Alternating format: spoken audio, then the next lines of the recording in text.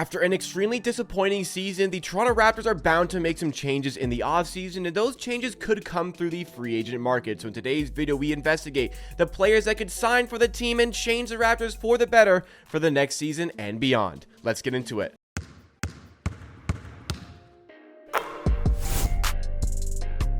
Now, we have to start out this video by talking about the Toronto Raptors and their typical relationship when it comes to the free agent market. It is pretty rare for the Raptors to really strike on some major names in free agency, but there is always an opportunity for the Raptors to fill in the cracks of the roster with players looking for a new team and looking for a new contract. Now, even still, when it feels though the Raptors have made some pretty good hits in free agency, they don't always come off, but that can always change. And we're going to be looking at three specific players in this offseason that could sign for the Raptors as free agents and make those differences that could really benefit the team for the next season and potentially future seasons going forward. So let's get started with the honorable mentions here. And these are the players that, yes, it would be fun, it would be exciting if the Raptors could sign these guys, but ultimately, do I see them as realistic? Not really. The three players I'm going to specifically outline and highlight in this video are ones that are realistic the team could actually bring into the team. Not so much with our first honorable mention being Nick Claxton. Now, we've done a full video on Nick Claxton on this channel already, and he's the most popular name that I see in comment sections on my channel when asking about possible free agents for the Raptors to sign. Yes, Nick Claxton is a fun player to think about, a fun player to maybe dream about signing for the Raptors, but ultimately, it just seems rather unlikely given the current situation with Raptors. They already have Jacob Gramegna. Would they sign Claxton and have to trade Jacob Gramegna? Doesn't seem like you're maximizing the value of those positions. How much does Nick Claxton really change the Raptors compared to what Jacob Gramegna brings to the team?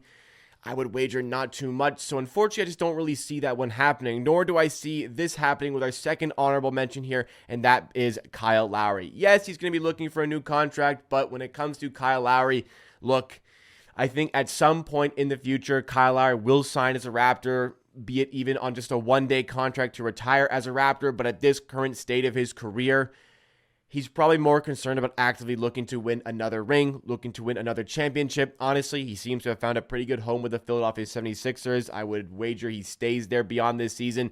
It seems really unlikely that a return to the Raptors is on the cards, in my opinion. But even still, there are some free agents out there in what is not really a great crop of free agents in 2024. There are still three players out there that I very much think could very much benefit the Raptors in filling out the roster for the upcoming season. So let's get started with the first name on that list, and this one is another player who is currently on the Philadelphia 76ers, and that is De'Anthony Melton. De'Anthony Melton is a very interesting player that the Raptors could look to bring into the team. He mostly plays as a shooting guard these days, but can also play a little bit as a point guard. And I think what's great about De'Anthony Melton here is that he spaces the floor very well. He's a good shooter, but even though he is more of a shooting guard, but a little bit of a combo guard, and even though he is a bit undersized at 6'3", he still does bring in good defensive ability and definitely does play above his size. So he can play in lineups next to Emmanuel Quickley. He can take a bit of the point guard load off the bench if the Raptors still do not figure out their point guard depth in the offseason.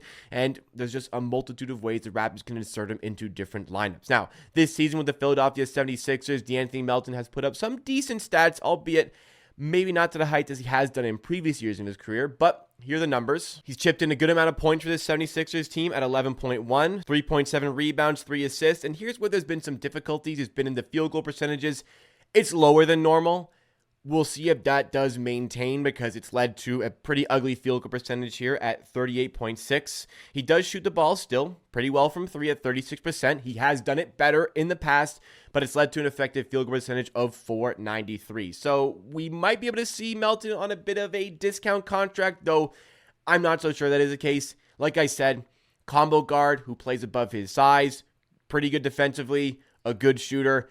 That's the type of player that a lot of teams would see as a need and fit for their team, including the Philadelphia 76ers, who would very likely try to bring him back. But could the Raptors sway De'Anthony Melton with a bit of an improved offer to the 76ers? Is De'Anthony Melton capable of earning in the range of $12, $13, $14 million per year? There's a possibility that that is the case. There's a possibility as well the 76ers decide to invest financially elsewhere and cannot afford De'Anthony Melton, thus leaving him open to sign for a new team. And the Raptors could be a team that swoops in and adds in some much needed shooting to their team and also brings in a good defensive ball handler off of their bench. I think this would be a great fit for the Raptors in the upcoming years. The second player on our list here would address, as I said when I was talking about DeAnthony Melton, if the Raptors choose not to address the point guard depth, well, they could go for him, but the Raptors, I have been saying for a while, very much need to address the point guard depth. Bring in an actual backup point guard. It just, if Emmanuel quickly ever misses a game, have a point guard still on the roster that's capable of playing long NBA minutes, and that player here in the second slot is Monte Morris. Monte Morris is an interesting one. He's coming off of a decently sizable injury to start the season where he was with the Detroit Pistons, only ended up playing 6 games with the Detroit Pistons before getting traded to the Minnesota Timberwolves, who also wanted to address their backup guard position, and he's played decently in spurts here. It's pretty clear he's still ailing from his previous injury, not quite up to himself at this point. He is 28 years old, going to turn 29 years old in a couple of months. So, not on the youngest side of things here, but Monte Morris brings you very good ball handling, a decent amount of playmaking, a very good amount of shooting, and what's great, and probably the best thing about him, very, very, very little turnovers. He holds the ball really well. He sets up his teammates pretty well. He's a good scorer, good shooter. All of the things the Raptors could bring into their team. Yes, he is undersized at 6'2", but does address a major need in the backup point guard position. Here's what he put on display in this NBA regular season. We'll see what sort of role he does have for the Minnesota Timberwolves in the playoffs, but he averaged 5 points per game this season, 2.1 assists, 0.2 turnovers, did not shoot the ball particularly well from the field at just above 40%, did shoot the ball particularly well from 3, however, at 38.6%, despite getting off to a very slow start in that department for the Detroit Pistons this season, and ended up with an effective field percentage of .493. So .493, once again, the effective field goal percentage for a player in this video, but he's had better years previously. I understand that injuries can affect a player. Injuries can affect a player's career. And, at 28, almost 29 years old, you could be looking, maybe is he on the wrong side of this one?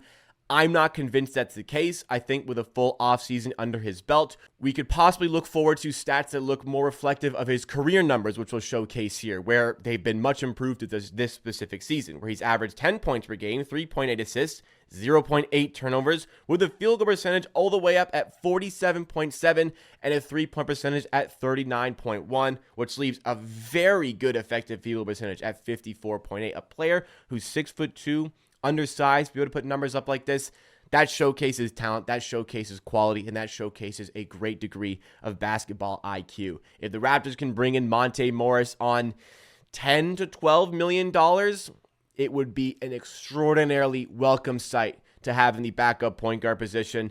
You would maybe struggle a little bit in lineups with Morris at the 1 and quickly at the 2. You'd have to maneuver the minutes in a specific way to kind of cater to that. I understand that, but given the dire need for point guards on this team, if it's not addressed in the draft, this is a good direction for the Raptors to go and not really have to break the bank in order to bring the player into the team. And let's go to now the third player. We have a bit of a theme here when it comes to the players I want the Raptors to sign.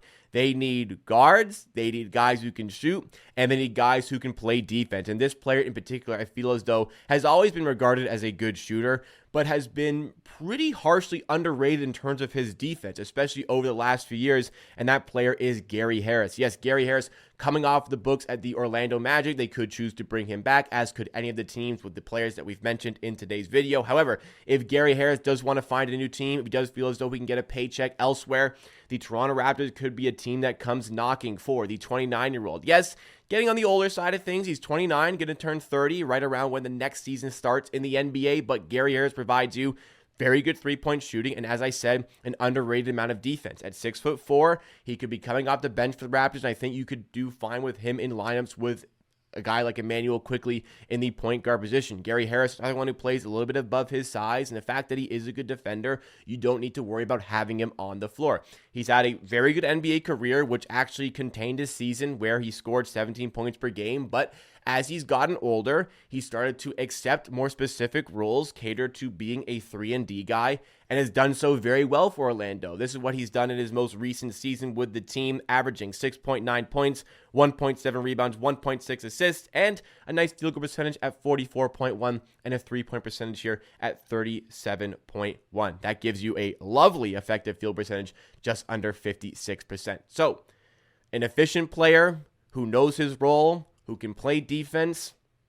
That kind of seems as though it's exactly what the Raptors need, and probably is my favorite player on the list. I mean, Melton would probably be my number one guy here, but in terms of being like somewhat realistic, at least, I think these all are, but maybe the most realistic that gives the Raptors the biggest boost of a signing would be Gary Harris. I would be very, very, very excited if the Raptors were to bring in any of these three players on the list here. I don't think that they're ultimately unrealistic. These are guys the Raptors can nab on contracts less than 15, 14, 13, maybe even $10 million a season. So if the Raptors front office, Masai Ujiri, Bobby Webster, can work their magic with these guys, no pun intended for Gary Harris, it could greatly improve the team going forward. I'm not looking for the home run guys, the heavy hitters when it comes to the free agency, just filling in the cracks of the roster after that NBA draft where the Raptors could have three pretty good picks. It's what the Raptors need and could greatly improve them to find better success than what was a disappointing 2023-2024 season. So, what free agent do you have your eyes on the most, and do you like any of the free agents that I presented in today's video? Let me know your thoughts and opinions in the comments down below. That will wrap it up for today's video. If you want more Raptors content all throughout the offseason, please make sure you are subscribed to the channel. Videos, streams, and more coming at you right here on Amateur Sports. If you enjoyed this video, drop a like, and I'll see you again next time for another video.